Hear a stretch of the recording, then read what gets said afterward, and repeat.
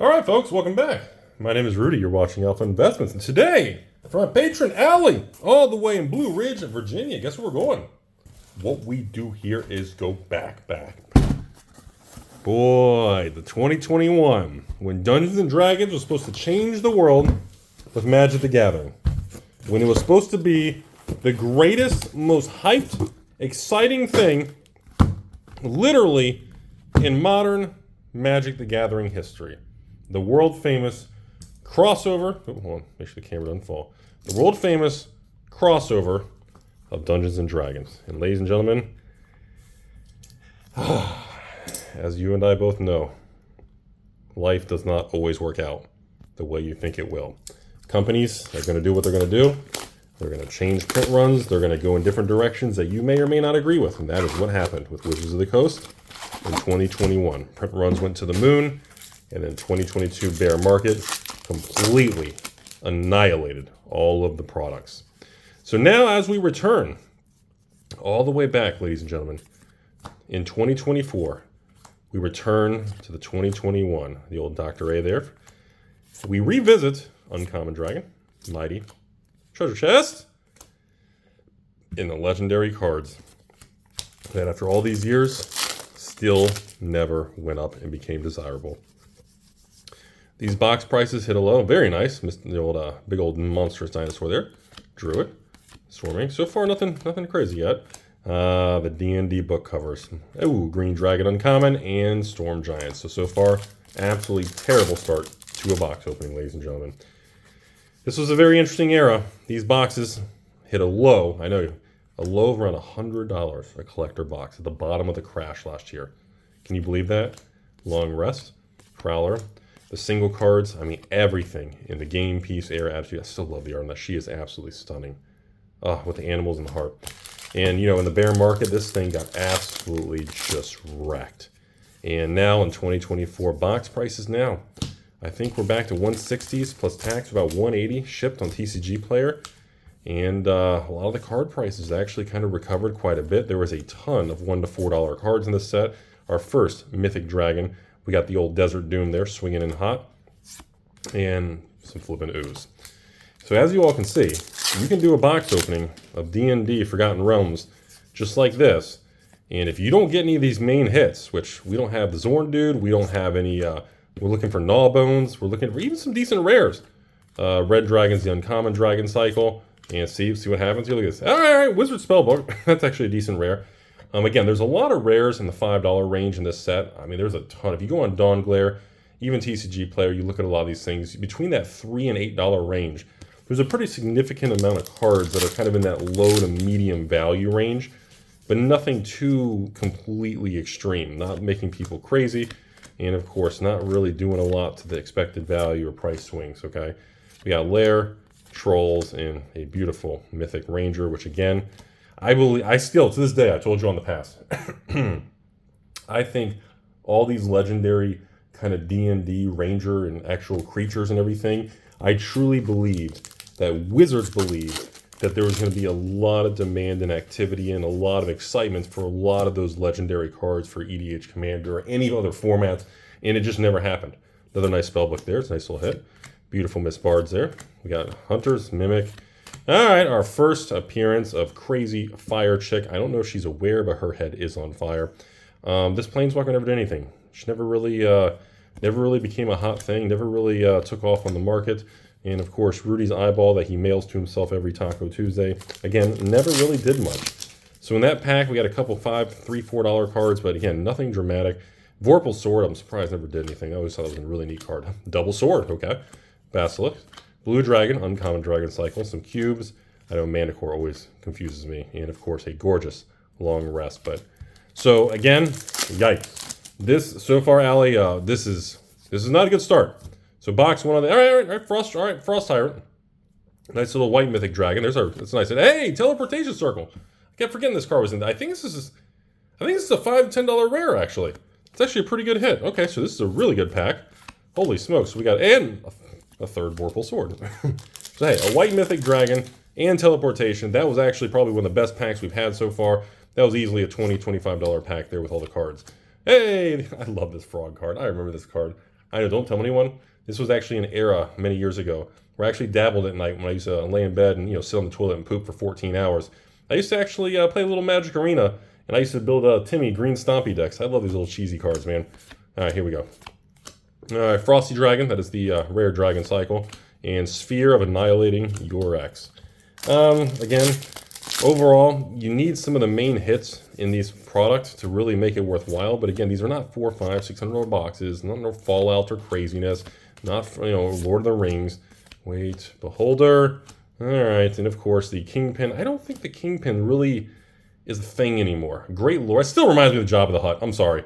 I know it's a D&D thing, a D&D character, but it still reminds me of Jabba the Hutt. It always does. But we've seen a lot of price reinflation on some of the rares and mythics, but it's nothing extreme. The old, I don't think the flying skeleton. I don't think it ever really. There were some attempts at people making that a hot card, but it never really stuck. I don't think. Nothing there. So that's the end of box one. So overall, like box one there, that was a weaker box. I'm not going to sugarcoat it. I'm not going to act like that was an amazing box. I would call that a very, I'd even say that's maybe a slightly below average box one. Not a great start to our D&D throwback here from 3 years ago, but that's how these boxes are. I told y'all, for some reason, I guess in 2021, when WotC wanted to go in their overprinting bonanza into the pandemic, a virus, and everything, the world was ending, when they printed tons of stuff, they made some of these boxes unforgiving. And that was what happened with even Baldur's Gate. The old Commander Legends 2. I mean, it was just unforgiving, man. You could open a Commander Legends Baldur's Gate box, get annihilated. And you can open a Commander Legends... Oh, terrible start. You could open a Baldur's Gate box and just triple your money with insane hits. You know, it was a very, very volatile product, man. Lair of the Hydra. Love the arts. I know, it's not really a big deal. I don't think the land cycle in this at all has anything really desirable. Another Basilisk. And, of course, we got the old Eye Tyrant, the rare one there. And the old Book of Vile Darkness.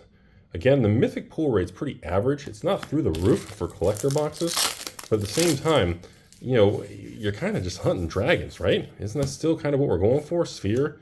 We got the old Grave. Hey, Flame Skull. That was a thing for a hot minute. Let's see here. Hey, the very annoying, everyone's favorite card to play against, the world-famous Spider Queen. I don't know if she's still in a treasure vault. Spider Queen was a $10, $20 card back in the day. I don't know if it still is. That might have been a really good pack. All right, so we got our blue legendary dragon, the old Limrith. It's our first appearance. We've had the white. There's the blue dragon there. And Snake Rogue was a $5 rare. I don't know as the filming this Evolving Wilds. The Ranger, the Troll, and Wild Mage. And again, unfortunately, these, you know, you got Rangers, Trolls, and even the old, these two are legendary. The Troll is not. But just never, like, nobody plays with them. There's no playable, there's no desirability. People don't collect. There's just, you know, it was such a swing and a miss. But like I said, to take you guys back to the beginning, I can't emphasize enough how excited and how crazy people were for this product coming. Lair of the Hydra in the D&D artwork there. Like, it was off the chart insane on how people were feeling when they announced this. Like, people were counting the releases. Like, when we heard this was coming, like, people were just like, oh my God, we're only a couple sets away till D&D. It was one of the most insanity times, but everything was so distorted, man. That's really, ooh, beautiful. Ah, God, that art is always amazing. The old Book of Exalted Deeds there. Absolutely stunning angel there. I think this is still a desirable, probably a $10 mythic. So that's actually that was actually a pretty decent pack there.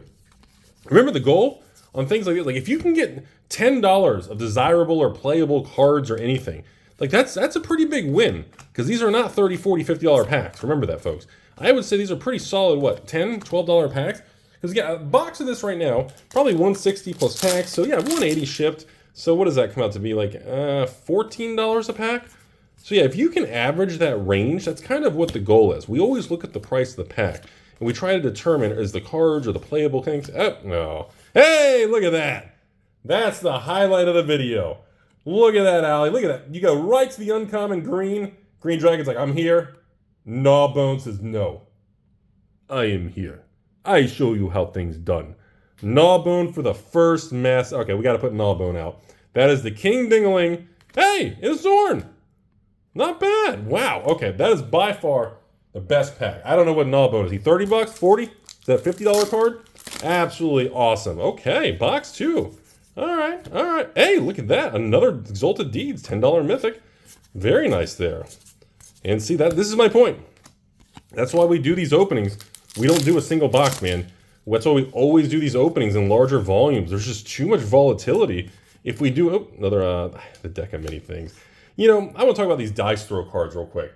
You know, when people first heard about the D&D and having the dice throw mechanic and everything with it, you know, it was met with a little bit of skepticism about adding that randomness versus skill in the game. But Magic's always got some randomness with Mana Screw and, you know, shuffling the deck. You could just have a bad draw, right? But the dice roll thing added another layer to it. And it's interesting how they designed these D&D things where the 1 through 19 are normal, and then you always have that one kind of super ability. And obviously, I know from D&D, hey, oh, that's the gold. That's just a rare dragon. But it's just very interesting how after everything unfolded, like, the market didn't really take to that. The market didn't really like that randomness, and the odds were too low, and it was interesting. It didn't unfold how I thought it would. I think the art of these dragons is flipping amazing still. By the way, Den of the Bugbear, how... I can't believe that card is not worth more. And a beautiful spell book for a nice couple $1 rare there. So box 2, we are wrapping up box 2 right now. Getting ready to go to the third box of the video here. And this is definitely way better than box 1, everybody. Holy smokes. But see, look at this, look at this. Like, look at this back of this pack here. Look at these cards. Look at the back of this pack. The whole thing, look at that. 5 in a row. 2 foils, 3 non. Of legendaries, of regular, of wolves, of just creatures. Oh wait, none of these are actually legendary. And like, there's no demand and desirability for these D&D things that everybody thought, including me. Boy, did I get that wrong. I bamboozled right into a wall. You know, I thought for sure those kind of things would, well, you know, I thought they would hold value and desirability, and I don't know. I thought they would just really do better than they thought they would. Now, I guess I can take a moment here. I do want to talk about, like, Dream Druids. I forgot. I think this was like a Strixhaven card. Why did I think this was a Strixhaven card? Dude, great. Elf Dork over here. Dream Druid. Excellent, excellent. That's a triple mana one, right? No, that's one for each creature. Oh, the Cradle style. Okay. Ah, yes. Asmodeus, the Archfield Devil God. Anyways, so I know everybody watched these and they kind of like some of the commentary and discussion that we have during box openings. That's the point of this, is we get to revisit, discuss the past, nice little Commander Mythic, and discuss kind of some of the things that we think may or may not happen with the future direction. Nice little Warhound there. Love the old dog there. Great art on that dog. My opinion, I do think these cards in these boxes, and I've been saying it for a long time, and the market obviously disagrees with me and tells me, hey, teleportation. But I actually think, well, interesting pack here. Teleportation Circle for $5-10 and Crazy Creeper Chick. And so, all right, again, $10-15 pack there. Very nice. I think this product does have the potential to continue to drift higher. In the last 6 to 12 months, as we've left the bear market, hey! First appearance of Dr. T! Holy crap! Isn't this like a $10-20 mythic? Okay, hey, you can go up there with Nolly Bone. Okay. I totally forgot about that card. Some of these sets are so old, and we go back so many sets I forget, and I'm like, holy crap, I haven't seen that in ages, you know? Anyways, I think the box prices right now, I don't think we see any major moves. Okay? So like right now, if we see 160 plus tax, about 180 for a box of this on TCG Player, okay? Let's just make an even number. I don't think Snake Rogue. I don't think we see a huge swing to like 300, 400, 500. I don't think this product has the potential to be a $500 or $1,000 box in the future. Like, you know how we talk about that with like Fallout, Assassin's Creed, you know, Doctor Who, you know, these universes beyond stuff, right? I still think Grandmaster. I always thought that was a Bahamut. I thought that was a cool little card, but never really did anything. But like a product like this, I just don't think it has the momentum and the uniqueness besides the D&D, Dr. A again. I just don't think it has enough momentum and desirability with a high print run to be able to go to like a $500 price point. Now I do think, you know, Forgotten Realm is going to be like a $200-300 collector box. I think that is kind of the, I love the dent. That this is one of the cards with a bugbear. Like the dent, I love the basic art and the basic rock framework on that card. I think it looks really good. But I actually think this product, Flame Skull, nice little flashy version. I think as we approach $200 a box, I think it's going to average that out, but I think over the next year or two, this is going to average, it's going to bounce around between like nice commander with it, $2 to maybe $250 a collector box. I don't think we see a huge craziness because there's no serial, think about it, okay. The print run was high because this was in the pandemic peak where everybody was an idiot, just, dumb idiots and overprinted because these companies were stupid. And, the overprinting of this product, and of course, this was known as the collapse product kind of era, that alone is going to stunt the growth of it. We're not going to be able to overcome the stigma in the past and the price memory. Oh, I saw the green dragon. I don't think we're really going to easily be able to overcome that, okay? So just that alone is going to keep it as kind of suppressed, and a lot of people who were in the magic from this era are going to remember the boom and bust of the pandemic era from the 2020, 2021 boom to the 22, 23 crash.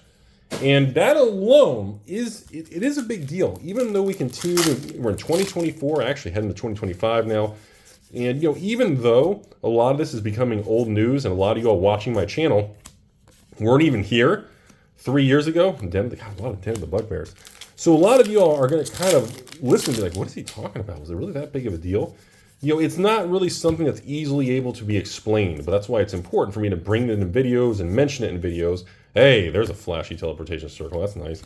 That's why it's important for me to bring this stuff up because, again, as we continue to march forward, like I'm telling you, when we hit 2025 and we go to 2026, like these conversations about 2021 products that are 5 years old and they overprinted and they collapse and they continue to drift up, and these kind of conversations are going to get more and more weird feeling for people who are new to this YouTube channel. They're new to magic. They're going to be like, what does this guy what is this old man Rudy yelling at the sky, talking about this era, Kingpin? And it's going to be strange feeling. And that's why it's important we bring these things up. Beautiful. Nice little mythic pack there. That's why we bring these things up. And that's why we want to kind of refresh everyone's attitude. See, when a Lord of the Rings holiday special was climbing towards 1,000 in Fallout. Ooh, Book of Exalted Deeds. Nice. I definitely... Oh, Grandmaster. Wow, we're getting a lot of mythics. We're not getting kind of Gnawbone and Dr. T up there, but we're getting a lot of mythics all of a sudden. But I don't think a product like this, without those serialized cards, without some of those high-powered modern chase cards or anything, I don't think this can perform the same way. Even if it's older, Dungeon Descent, even with this product being an older product, it simply just doesn't have the runway to head to the 500 to the 1,000 range. I just don't think it's possible. Ooh, wow. It's like our 5th teleportation circle. Holy smokes, okay. And another beautiful, beautiful, loyal Warhound. But I do think the 200 to 300 range is where this is going to permanently stay. I think right now we're still just slightly below the 200 with taxes and shipping. Snake Road. God, really? Blue Dragon? Where is the... come on! Where are the dragons? But that's... I know that's not what a lot of people want to hear. Because again, I have a position of this I kept for myself in many cases and everything, and it was a big deal back then. And unfortunately, the future unfolded, and we saw the Amazon dumped and Magic 30, and we saw the overprinting of this era. And yeah, I lost a lot of money on this stuff. I mean, just like anyone else who bought it. This thing collapsed, and my cost... again, this is by the way, this is pre-price increases, okay? My cost of these boxes, I don't remember, I'd have to look it up, but I'd say between 170 and 180 for a collector box. Like, these boxes were not cheap. So when I saw these things, and I kept a bunch for myself, and I saw these beautiful, I love the art on that. Ibn Death, Dracolich. I think that's so cool looking. And again, treasure chest there with the old, sack the token, roll the D20. But if you hit that number 20, search your library for a card, artifact, just plop it right into the field. Anyways, ooh, there we go. Finally, a blue mythic dragon, the Desert Dune. Not dessert, not cheesecake and chocolate cake. Oh, there we go. Finally. See that? We went like 5-6 packs with nothing major. And in one pack, we hit Mythic Doom Blue Dragon and Dr. T, fully loaded, borderless, extended art, box topper, specialty treatment, textured for Rudy's face. Gorgeous version of Dr. T. And that's my point. That's why we do a larger scale. Because you can open, that's why you never buy loose packs. When you buy loose packs, you can open 3-4 packs of nothing. And you can get one pack like that, and it's just like, holy crap. Like, that one pack is probably equal to 3-4 packs worth of value. Polymorph. And that's, that's how, that's how cracking packs and, track printing works. It can be a very demoralizing and a very confusing experience if you're not familiar with just the way this stuff. Golly. All right. Well, we ended with our Monster 1010 there. See, I like that. I still think that's a classy, really cool looking draw. It's got a nice vibe to it. A nice green glow where it's got some hollow, but it's not too much. I think that looks great. Obviously, the market's like, Rudy, you're full of shit. Everything sucks. These things are not worth anything. I get it. I understand how the market and you all feel, but there's some of the cards that they look really good. They look really classy with that kind of that simple hollow on there, Oh, dropped something. Hang on. That's just my opinion. So, anyways, but as far as the future goes, we are in box 5 out of 6 there, Allie. We're going to kind of see how this wraps up. And my final communication on just the future box prices, and we'll do another one of these things another couple months later towards the end of the year. We'll talk about it and revisit again. Nice little Vial Darkness there.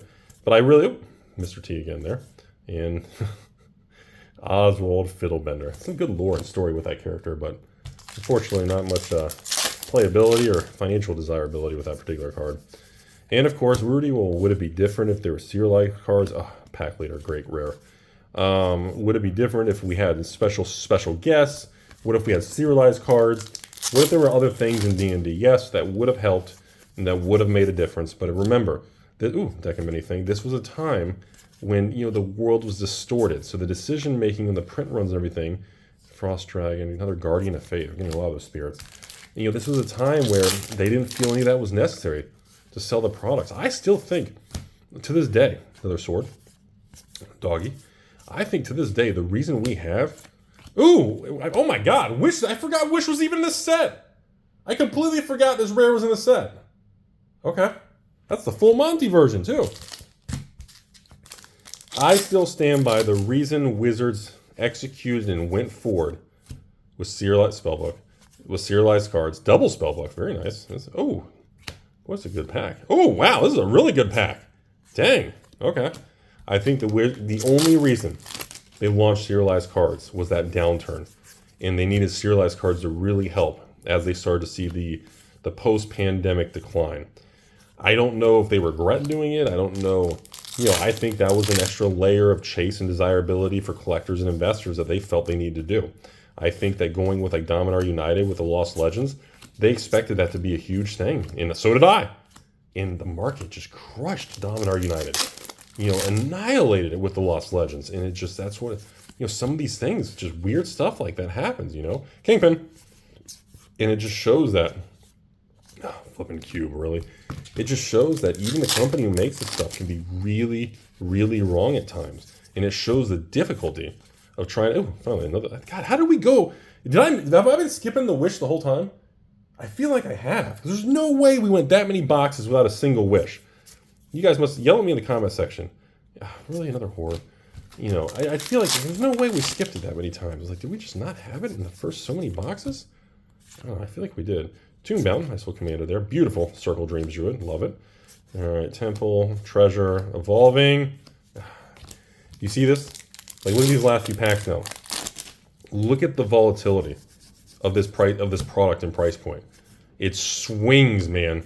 We get some of these packs, a bunch of 50-cent dollar cards. Hey, that's the first mythic of Rudy's floating skull from high school we've seen.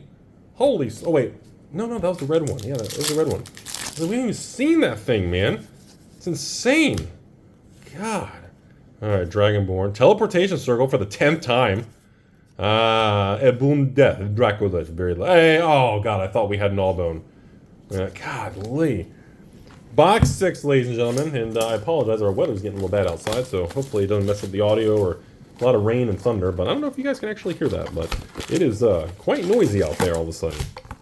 So going into the last box, like I said, as we wrap up this video, my closing comments to everybody who kind of like to watch these throwbacks and see if we can actually get more dragons or not, would be that, it shows that even on a set like this, godly, really nothing? How wrong I can be and how difficult it is to predict this stuff. Even Wizards, man, they got it wrong. And hey, my favorite name in the set. Say it with me, folks. Say it with me. Eliwick Tumblestrom. Oh, best Planeswalker ever. What is that art? I don't know what's going on with that art. Holy smokes. Treasure Vault, Manticore, and an underneath. Yeah, I don't know either. I'm not really sure what to say. That is just how life goes. Ancestors, treasure chests, skeletons. Terrace, another 10-10 monster there. And Cave of Frosty. No flippin' mythic dragons. Oh my god. Gimme, are we really just have a single gnawbone in the whole case? Draco, okay, there's a nice one. It's like, dang, that is the volatility of doing this stuff. Ah! Oh! Come on, is that my patron? No way. Eliwick Tumblestrum?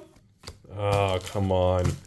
Ladies and gentlemen, I think this is a good memory where you watch some of my box openings and the patrons get all kinds of crazy stuff. Other times, they get nothing, and then other times, oh god, they get a single gnawbone, a couple Mr. T's, and that's it. Sometimes it can just be, a box opening filled with $1 to $5 cards. Now again, if we add up all the 3, 4, 5, another Book of Exalted. If we add up all the smaller hits that we did get, it's not going to be as dramatic as it may seem that we're searching for on the surface. But at the same time, we're always like to see the exciting, fun things in the box openings, and we can't always get that. We have no control over this random. Really? Oh my god! Can you imagine if every time we were pulling these, it was a gnawbone instead? Can you imagine that? What a difference that would be! Holy smokes! It would feel like a completely different video. So, by the way, do y'all think they're ever going to make another D&D crossover? So, deck of many things. I don't think they do. God, it's like our 4th gold dragon too. Ah, God, the jellies all over the place. I don't think they do.